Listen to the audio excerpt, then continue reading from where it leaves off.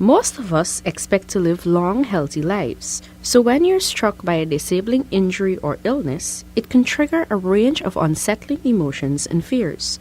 You may begin to wonder if you will be able to work, find or keep a relationship, or even be happy again. Having a disability means a person is unable to move or use a part of their body or brain to the full capacity. Living with a disability can be difficult, but it doesn't have to be a tragedy.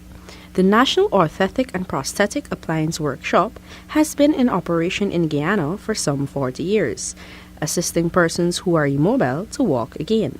The workshop is part of the Ptolemy Reed Rehabilitation Center, which was established in January 1967 by the Ministry of Health to provide rehabilitative services for children who had suffered residual paralysis following the 1960 and 1964 poliomyelitis epidemic. The National Workshop provides services to some 120 persons per year. Senior technician Colin Charles, whose specialty is prosthesis, explains. Prosthetic is a science which deals with the replacement of a missing body parts. For instance, you look at a person who lost a body part and you replaced it with an artificial part which you call the prosthetic. This here is the impression of the patient's stump. The part that after amputation, the part that remained there, you call the stump. For us to proceed to make a prosthesis for that person, we have to take an impression. So this here, as I have in my hand, is to above the knee, negative impression. So from here, we proceed to fill this up with plaster of Paris mixed with water to create a mold. Because the mold is the objective to start to make the socket. This is what a mold looks like. For instance, this is not above knee. This is a below the knee mold that I hold in my hands. After getting the negative cast, we mix the plaster mixed with water. We pour it into the negative cast. And then we remove the negative cast and we leave it a solid part, which we call the mold. All right? We do all our working based on our measurement taken from the patient. We do all our modification to the mold to our measurement. From that stage, then we proceed to create the socket. We could create the socket by using either thermoplastic.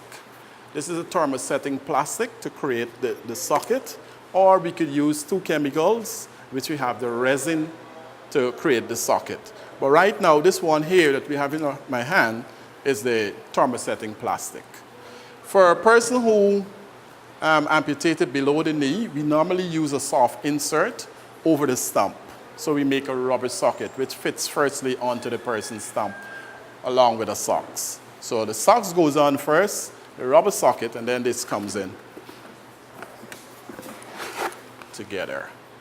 Right? The next stage from there, we sand the outer surface of the hard socket, and then we put on a foam, which we call a pedaling, to attach the socket onto the component. Like for instance here, I have two different types of component that we use to make the prosthesis. We have the endoskeletal. This here in my hand is the endoskeletal component for the prosthesis. And this here is the exoskeletal.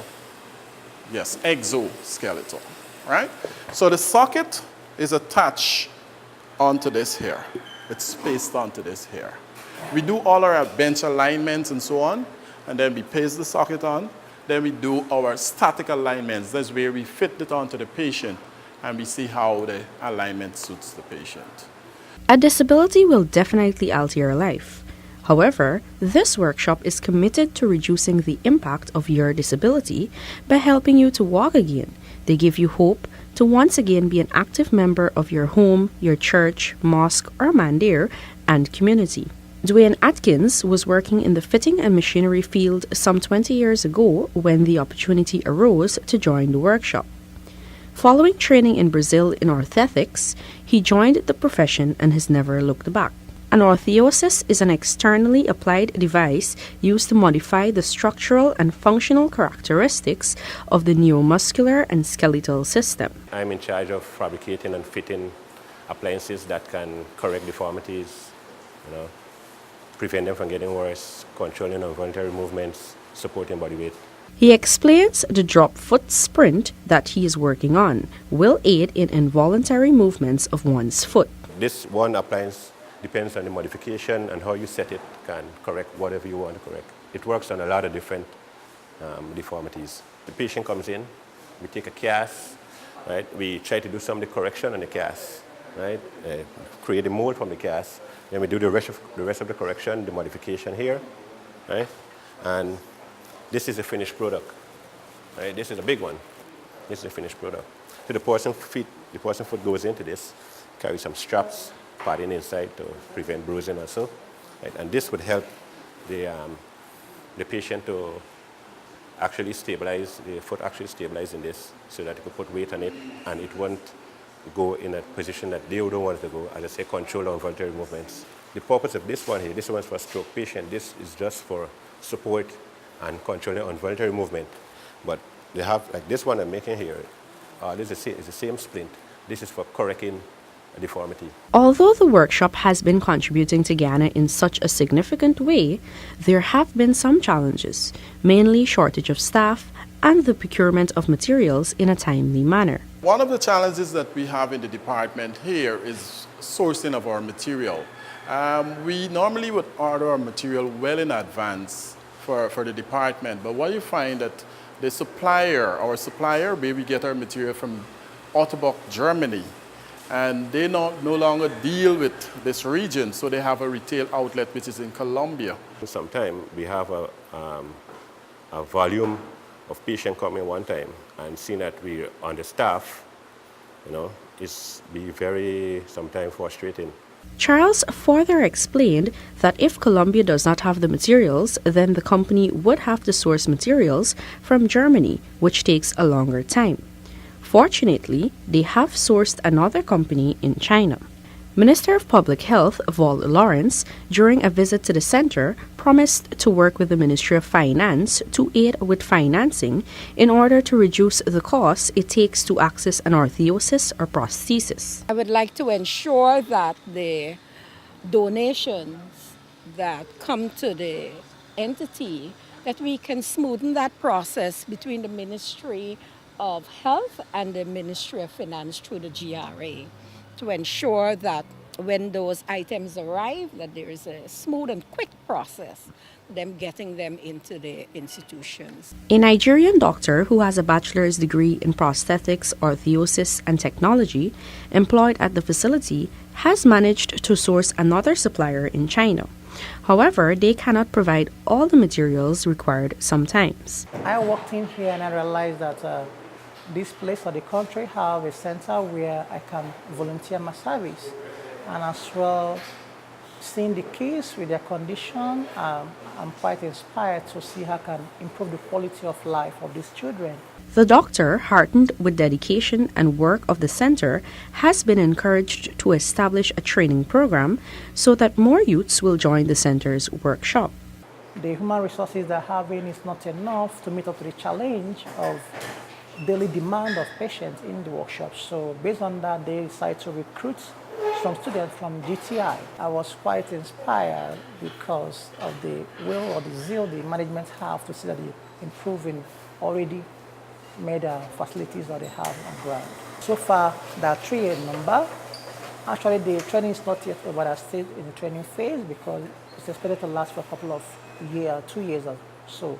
But we finished the theoretical part of it where they have to learn biochemistry and biomechanics, orthotics and prosthetics, and as well anatomy, because they need to have a little knowledge of human body for them to know exactly what appliance to design to suit the particular structure of this body.